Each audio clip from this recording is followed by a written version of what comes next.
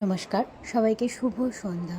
সবাই কেমন আছেন? আজকে দেখাবো একাদশীর দিনে সাবুর পোলাও আর সাবুর বড়া রেসিপি। তো ফার্স্টে দেখুন এতটা সাবু আমি নিয়ে নিয়েছি। তো এই সাবুর মধ্যে কিছুটা সাবু আমি ভিজিয়ে রাখবো পোলাওয়ের জন্য, আর কিছুটা সাবু এরকমভাবে গ্রেট করে নিয়েছি, এটাকে আমি বড়া করব। তো দেখুন এই যে ভিজিয়ে রেখেছিলাম সাবুটা, ওটা আমি ঝুড়ির মধ্যে ভালো করে রেখে দিয়েছি ঝরানোর জন্য জলটা।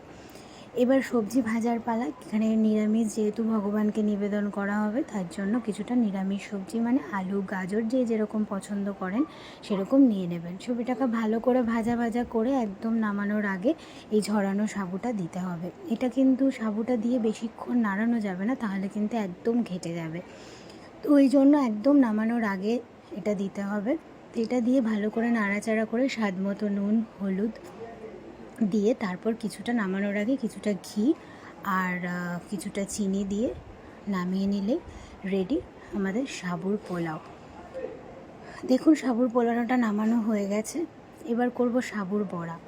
তো ফার্স্টে যে গ্রেট করে রেখেছিলাম সাবুটা, এটার সাথে আমি কিছুটা সবজি সেদ্ধ করে নিয়েছিলাম। এই সবজিগুলো দেখুন গাজর আলু এগুলো আছে। তো এইগুলো সেদ্ধ করা সবজিটা সেই গ্রেট করা সাবুর সাথে ভালো করে মেখে নিতে হবে, চটকে একদম আটা যেরকম চটকায় নুন দিয়ে ভালো করে এটাকে চটকে নিতে হবে।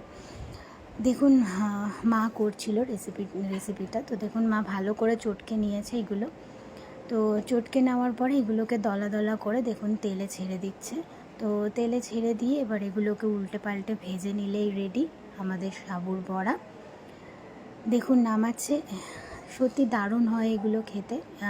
তো এটা ভগবানকে নিবেদন করা হয়েছে। দেখুন সাবুর পোলাও আর সাবুর বড়া, আর কিছুটা ফলও দেওয়া হয়েছিল, পেঁপে লেবু তরমুজ এগুলোও ছিল। তো সবার কেমন লাগলো অবশ্যই জানাবেন। ধন্যবাদ।